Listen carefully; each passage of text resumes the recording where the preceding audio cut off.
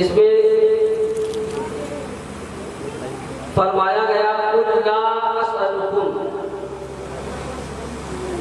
اللہ تعالیٰ فرماتا ہے کہ اے محبوب تم ان سے کہہ دو ہم اس پر تم سے اجرت نہیں مانگتے، کوئی بدلہ نہیں مانگتے، کوئی قیمت نہیں مانگتے، جو ہماری وجہ سے تمہیں شب قدر ملی ہے، جو ہماری وجہ سے تمہیں قرآن ملا ہے، جو ہماری وجہ سے تمہیں شریعت ملی ہے، جو ہماری وجہ سے تمہیں ایمان ملا ہے، جو ہماری وجہ سے تمہیں شب برات ملی ہے، ہماری وجہ سے تمہیں عیدین ملی ہے، ان تمام چیزوں کے عطا کرنے کے باوجود ہم تم سے اس کا بدلہ نہیں مانگتے، الا المودۃ فی القربی، مگر قرابت کی محبت، یعنی میرے رشتہ داروں کی محبت، اہل بیت کی محبت، یہ ہم چاہتے ہیں، یہ ہم تمہیں کہتے ہیں کہ تم میرے اہل بیت سے محبت کرو، اس کے علاوہ تم سے کوئی ہم اس کا بدلہ، اس کی اجرت، اس کا عوض نہیں مانگتے۔ یزید نے امام حسین سے جو جنگ کی، صرف اور صرف یہ سیاست کو اپنے ہاتھ میں کرنے کے لیے، پورے کئی ملکوں میں حکومت کرنے کے لیے اس نے یہ قدم اٹھایا کہ اپنا ایمان، اپنا سب کچھ کھو بیٹھا اور جہنم میں جانے کا حقدار ہو گیا۔ اور آخر اس جنگ کا نتیجہ کیا نکلا؟ اس نے جنگ لڑی اس لیے کہ ہم سالوں سال صدیوں حکومت کرتے رہے اور ایک بہت بڑا علاقہ ہمارے زیر حکومت آ جائے، لیکن یہ جنگ ختم ہونے کے بعد چند ہی سال میں اس کا تمام لشکر ختم ہو گیا اور 6 سال میں یزید بھی ختم ہو گیا اور اس کی ساری سلطنت پوری زمین سے ختم ہو گئی، اور جو کچھ یزیدی بچے تھے وہ چند سال میں ہی پوری دنیا سے صفایا کر دیے گئے۔ جس کربلا میں یہ جنگ ہوئی امام حسین سے، آج اس کربلا میں گلی گلی میں، دکان میں، محلے میں امام حسین کا نام لکھا ہوا ہے۔ وہاں 10 محرم کو امام حسین شہید ہوئے، آپ کا پورا لشکر، آپ کا پورا کنبہ شہید ہوا، عورتوں اور بچوں کو چھوڑ کر کے، تو وہاں پر آپ کا نام لیوا کوئی بچا نہیں تھا، وہاں آپ کا نام نہیں ہونا چاہیے تھا۔ وہاں فتح مبین کے نعرے لگ رہے تھے، یزیدی فوج نعرے لگا رہی تھی کہ ہم جنگ جیت گئے ہیں، ہمیں فتح نصیب ہو گئی ہے، لیکن آج وہاں کہیں بھی یزید کا نام نہیں، کسی دکان کوئی شخص یزید کا نام ہی نہیں لینا چاہتا۔ وہاں ہر گھر میں، ہر محلے میں صرف حسین کا نام لینے والے ہیں، کوئی بھی شیعہ ہو یا سنی ہو، لیکن بول والا حسین ہی کا ہے۔ اسی کربلا میں امام حسین کا روضہ ہے، اب وہ روضہ کتنی بڑی آبادی ہے، وہاں بہت گھنے ہوئے گھر بنے ہوئے ہیں، لیکن امام حسین کا روضہ کتنی بڑی زمین میں کس شان سے بنا ہوا ہے کہ گنبد میں سونا جڑا ہوا ہے اور اس کی چوکھٹ سے لے کر کافی دور تک سونے کا استعمال کیا گیا ہے، اور گنبد اپنی روشنی پورے شہر میں پھیلا رہا ہے۔ گنبد کی روشنی سے پورا شہر روشن ہو جاتا ہے۔ جنگ کا نتیجہ یہ نکلا کہ پوری دنیا میں حسین کا نام لیا جا رہا ہے، اور یزید جنگ جیت کر کے اس کا نام ہی مٹ گیا۔ یہ ہے اس جنگ کا نتیجہ، یہ ہے کہ یزید کا نام لینے والا دنیا میں نہ رہا، یہ اس کی جیت ہے۔ اور امام حسین کی جیت یہ ہے کہ قیامت تک پیدا ہونے والے مسلمان اس کا نام لیتے رہے۔ امام حسین یہ کون ہے جن کے بارے میں نبی پاک صلی اللہ علیہ وسلم وسلم نے ارشاد فرمایا کہ جس نے حسین سے محبت کی اس نے مجھ سے محبت کی، جس نے حسین سے دشمنی کی اس نے مجھ سے دشمنی کی، جس نے حسین سے لڑائی کی اس نے گویا کہ مجھ سے لڑائی کی، جس نے حسین سے صلح کی اس نے مجھ سے صلح کی، اور جس نے حسین کو غضبناک کیا اس نے مجھے غضبناک کیا، اور جس نے مجھے غضبناک کیا اس نے اللہ تعالیٰ کو غضبناک کیا، اور جس نے اللہ کو غضبناک کیا اس کا ٹھکانہ جہنم ہے۔ اور نبی کریم صلی اللہ علیہ وسلم نے اپنے ان شہزادوں کے بارے میں فرمایا کہ حسین مجھ سے ہے اور میں حسین سے ہوں، اور اللہ تعالیٰ اس سے محبت کرتا ہے جو حسین سے محبت کرتا ہے۔ اور یہ بھی نبی پاک صلی اللہ علیہ وسلم نے فرمایا کہ حسن و حسین یہ دنیا کے پھول ہیں اور جنتی جوانوں کے سردار ہیں۔ حضرت امام حسن اور حسین کی فضیلت کیا ہے آپ اس سے اندازہ فرمائیں۔ حضرت بريدہ رضی اللہ تعالیٰ عنہ سے مروی ہے کہ نبی پاک صلی اللہ تعالیٰ علیہ وسلم خطبہ ارشاد فرما رہے تھے کہ اچانک آپ نے دیکھا کہ حسن و حسین آ رہے ہیں۔ حسن و حسین حجرہ فاطمی سے نکلے اور مسجد کی طرف چل دیے، مسجد کے اندر داخل ہو گئے۔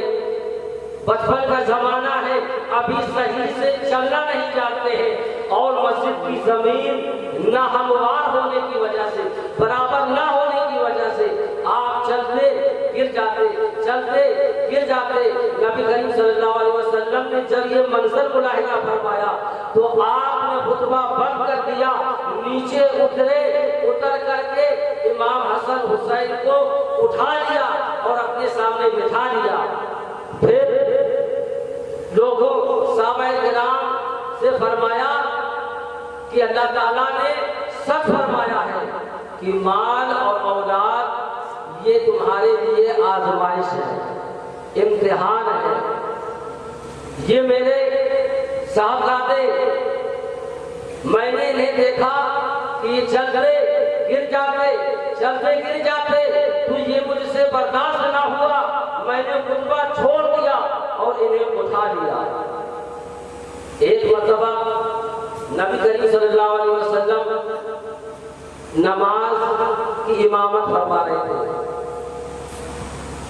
اسی اثنا میں حضرت امام حسین حجرت فاطمی سے نکل کر، حضرت فاطمہ کے حجرے سے نکل کر کے مسجد میں آ جاتے ہیں، اور نبی پاک صلی اللہ علیہ وسلم سجدے میں جاتے ہیں اور امام حسین آپ کی پشت انور پر آ کر بیٹھ جاتے ہیں۔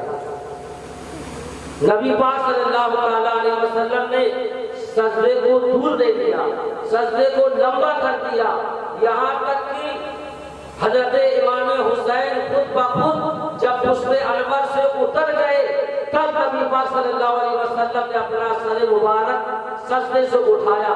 جب آپ نے سر مبارک سجدے سے اٹھایا تو صحابہ نے عرض کیا، یا رسول اللہ، کیا اب سجدے کو طویل کرنے کا حکم نازل ہو گیا ہے کیا، یا آپ پر سجدے کی حالت میں وہی نازل ہو رہی تھی؟ نبی کریم صلی اللہ علیہ وسلم نے فرمایا کہ اے صحابہ، یہ کوئی وجہ نہیں تھی، بلکہ امام حسین میری پشت پر آ کر بیٹھ گئے، میں سجدے کی حالت میں تھا تو مجھے یہ برداشت نہ ہوا کہ میں سجدے سے سر اٹھاؤں اور امام حسین گر جائے، مجھ سے یہ برداشت نہ ہوا تو میں نے سجدے کو طول دے دیا، لمبا کر دیا۔ قربان جائیے اس امام حسین پر کہ جس کے لیے امام الانبیاء نے اپنے سجدے کو لمبا کر دیا، اور اس امام حسین پر قربان جائیے کہ جس نے اپنے نانا کے اس سجدے کا حق ادا کیا۔ نبی پاک صلی اللہ علیہ وسلم نے سجدہ کیا، سجدے میں سر جھکایا امام حسین کی وجہ سے، سجدے سے سر دیر میں اٹھایا، لیکن کچھ دیر کے بعد سر اٹھا لیا، لیکن جب امام حسین نے آپ کے سجدے کا حق ادا کیا تو آسمان نے آپ کو سجدے میں جاتے دیکھا، زمین نے آپ کو سجدے میں جاتے دیکھا، فرشتوں نے آپ کو سجدے میں جاتے دیکھا، لوح و قلم نے آپ کو سجدے میں جاتے دیکھا، لیکن پھر سجدے سے سر اٹھاتے کسی نے نہیں دیکھا۔ امام حسین نے سجدہ کیا لیکن پھر سجدے سے سر نہ اٹھایا کہ ان ظالموں کے سامنے سجدے سے سر اٹھانے سے بہتر ہے کہ یہ سر اللہ کے حضور پڑا ہے، اور وہ سر ہمیشہ ہمیشہ کے لیے سجدے ہی میں غائب ہو گیا۔ امام حسین کا سر اب بھی سجدے میں ہے۔ اللہ تبارک و تعالیٰ نے اس سر کو ان ظالموں کے سامنے سجدے سے اٹھنے نہیں دیا۔ امام حسین یہ جنگ کے وقت بھی سخاوت آپ کا کم نہیں، اور بچپن سے بھی آپ سخاوت کرتے رہے۔ جب حر بن یزید کی پہلی ملاقات، جب آپ کوفہ سے کچھ دوری پر پہنچے، مدینہ سے جب آپ چلے تو پہلے نبی پاک صلی اللہ علیہ وسلم کے روضہ انور پر گئے، اپنے نانا جان کی بارگاہ میں سلامی پیش کرنے کے لیے گئے کہ آپ کا یہ نواسہ آخری سلام کرنے آیا ہے، آپ کا وعدہ نبھانے کے لیے جا رہا ہے، اب آپ کی شریعت کی خاطر یہ مدینہ چھوڑ رہا ہوں، ورنہ آپ کا روضہ جہاں ہو اور آپ کا جو مقام ہو وہ جگہ کون چھوڑ سکتا ہے۔ پھر اس کے بعد اپنی والدہ کی قبر اکبر پر گئے، وہاں بھی سلامی پیش کرنے کے بعد پھر مکہ معظمہ گئے۔ مکہ سے پھر آپ جب کوفہ کے لیے چلے ہیں تو اس سے پہلے تقریباً 150 خط کوفیوں کے آپ کے پاس پہنچ چکے تھے، 150 خط۔ ان خطوں کی بنیاد پر آپ نے سب سے پہلے حضرت امام مسلم کو بھیجا کہ جاؤ کوفہ کے حالات معلوم کرو، وہاں کے کیا حالات ہیں۔ حضرت امام مسلم جب کوفہ پہنچتے ہیں تو لوگوں نے بہت آپ کا استقبال کیا، بہت عقیدت سے پیش آئے۔ ایک دن میں 12,000 لوگ آپ کے ہاتھ پر بیعت کیے، دوسرے دن 40,000 لوگوں نے آپ کے ہاتھ پر بیعت کی۔ جب یہ منظر آپ نے دیکھا تو آپ نے امام حسین کو خط لکھ دیا کہ یہاں کے حالات ٹھیک ہیں، آپ کوفہ تشریف لے آئیں۔ جب یزید کو یہ خبر معلوم ہوئی تو وہاں کے گورنر جو تھے ان کو معذور کر کے فوراً آنن فانن بصرہ کے گورنر عبداللہ ابن زیاد کو یزید نے وہاں بھیجا کہ یہ بہت سخت دل ہے، بہت جابر ہے، بہت مکار ہے، یہ ہر حال میں امام حسین سے یا تو بیعت لے کر آئے گا یا ان کا سر لے کر آئے گا۔ پہلے ابن زیاد جب کوفہ پہنچتا ہے تو امام مسلم کے بارے میں جب سنا اس نے پہلے کچھ لوگوں کو بلایا، کوفہ والوں کو، ان کو ڈرایا، دھمکایا، لالچ دیا۔ جب وہ لوگ نہ مانے تو ایک دو لوگوں کو اس نے قتل کر دیا، اس سے لوگوں میں خوف پیدا ہو گیا، خوف کی وجہ سے کچھ لوگ یزید کی طرف آنے لگے۔ پھر اس طریقے سے اس نے فوج بلائی اور کوفہ والوں کو لالچ دے کر کے، ڈرا دھمکا کر کے، یہ تفصیلی بیان اگر کریں گے تو بہت وقت لگ جائے گا، کیونکہ بہت ہی مختصر انداز میں، یہاں تک کہ ابن زیاد نے امام مسلم کو شہید کرا دیا، اور آپ کے ساتھ آپ کے دو بیٹے آئے تھے ان کو بھی شہید کرا دیا۔ پھر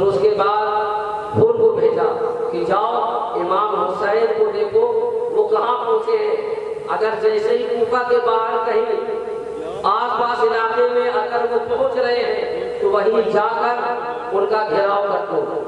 پھول جاتا ہے. اس کا قافلہ جب امام حسین کے جہاں پر آپ رکے ہوئے تھے، آپ کے خیمے نصب کیے ہوئے تھے، وہاں آپ کے خیمے کی عورتوں نے دیکھا اور بتایا کہ فلاں جانب سے دھول ہو رہی ہے، لگتا ہے کوئی قافلہ آ رہا ہے، کوئی گھوڑ سوار آ رہے ہیں.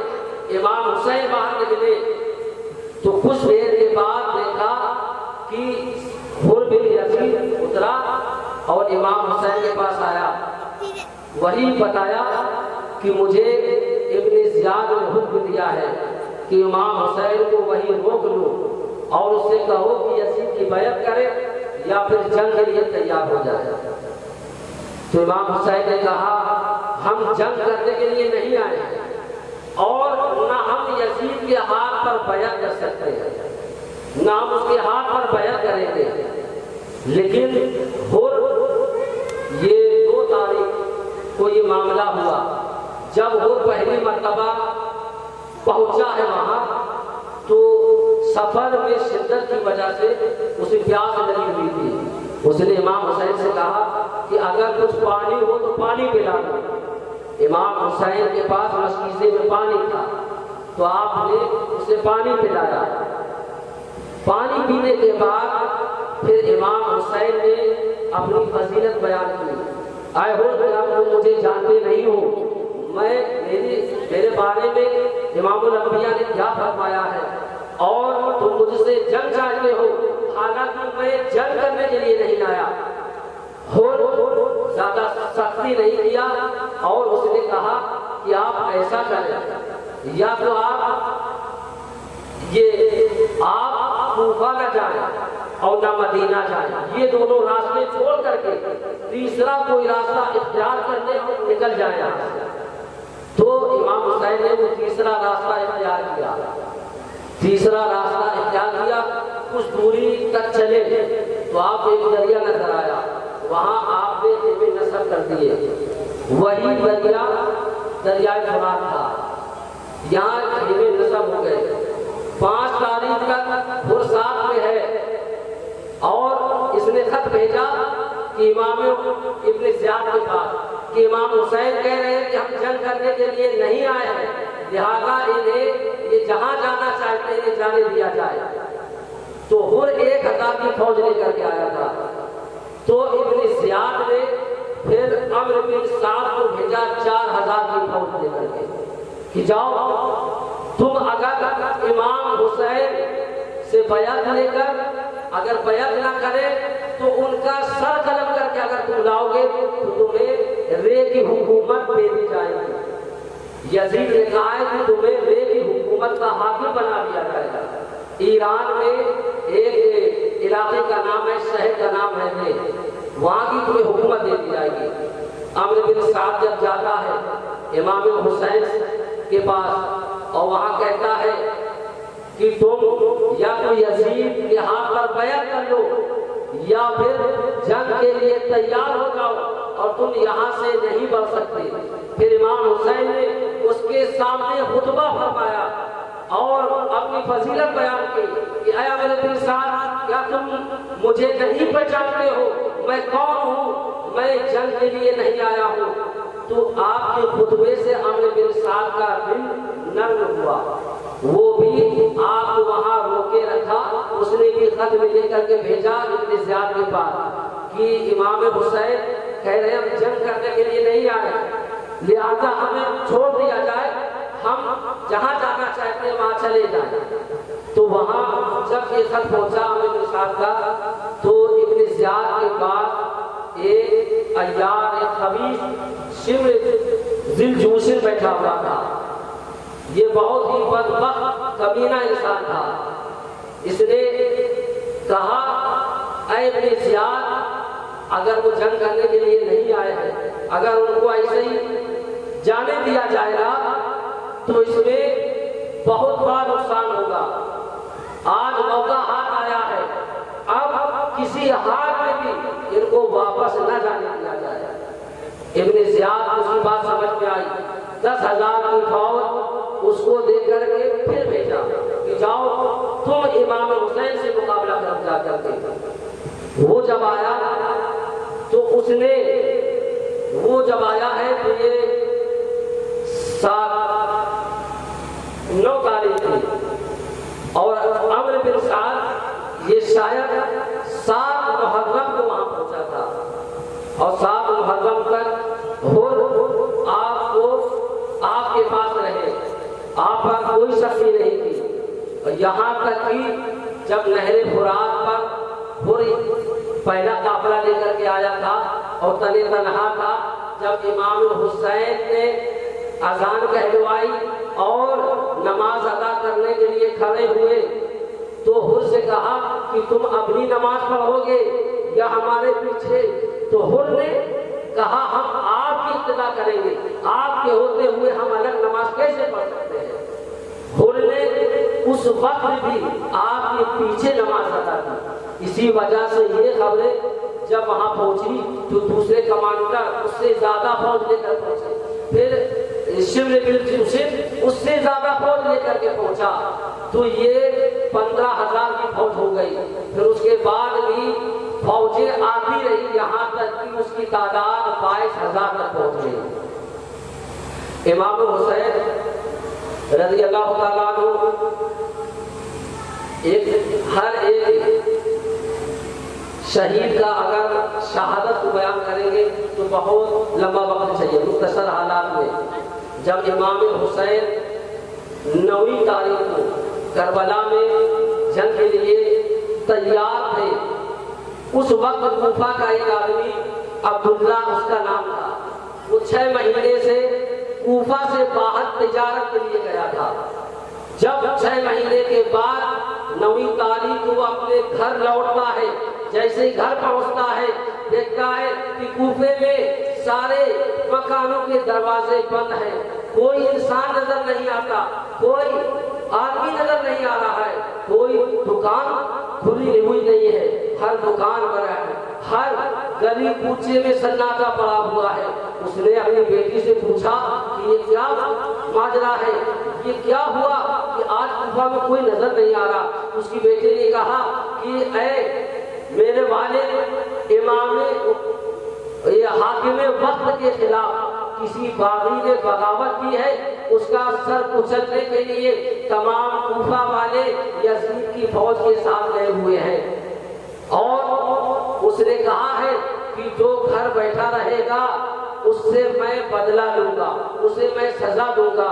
تو عبداللہ بھی اس ڈر سے کربلا کی طرف چل دیا کہ دیکھنے ہیں کون باغی ہے جس نے حاکم وقت کی بغاوت کی ہے۔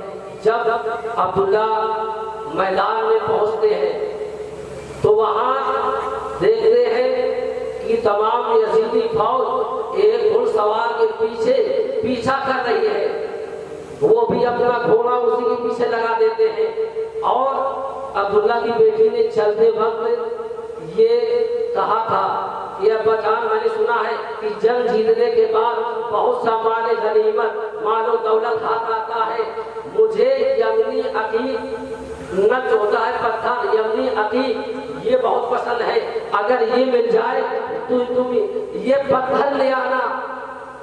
عبداللہ بھی اسی امام حسین کے گھوڑے کے پیچھے اپنا گھوڑا لگا دیتے ہیں۔ امام حسین کے قریب جب عبداللہ پہنچتا ہے تو امام حسین آواز دیتے ہیں کہ اے عبداللہ اور قریب آؤ۔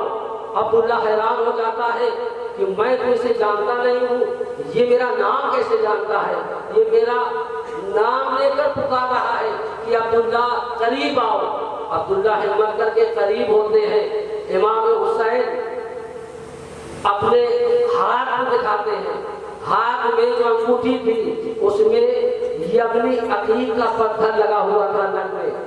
امام حسین نے کہا اے عبداللہ کیا بھول گئے گھر سے چلتے وقت تمہاری بیٹی نے کہا تھا کہ مجھے یمنی عقیق پسند ہے، اگر وہ عقیق مل جائے تو لے آنا، لو یہ عقیق تم اپنی بیٹی کو جا کر کے دے دینا۔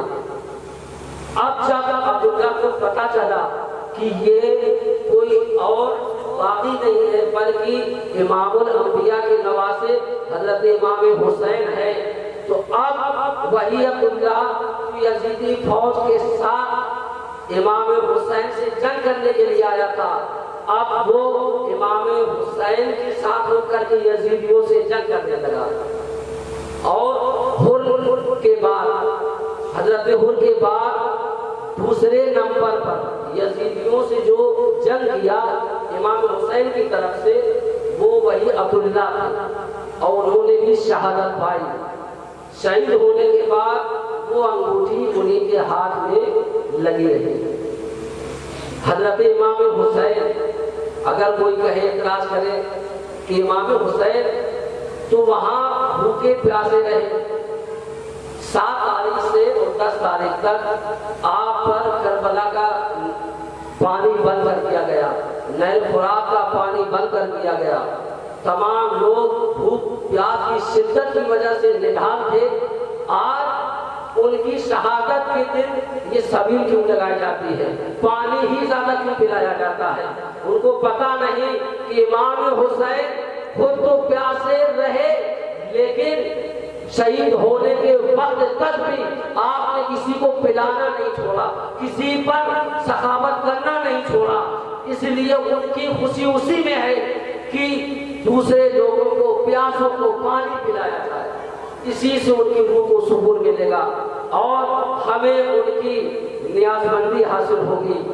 اللہ تبارک و تعالیٰ سے دعا ہے کہ ہم تمام حاضرین کو امام حسین کے نقش قدم پر چلنے کی توفیق عطا فرما، اور جس شریعت کو آپ نے اپنی جان کی قربانی دے کر بچایا اس شریعت پر چلنے کی توفیق عطا فرما۔ اے پروردگار عالم، ہم تمام حاضرین کے گزشتہ تمام گناہوں کو معاف فرما۔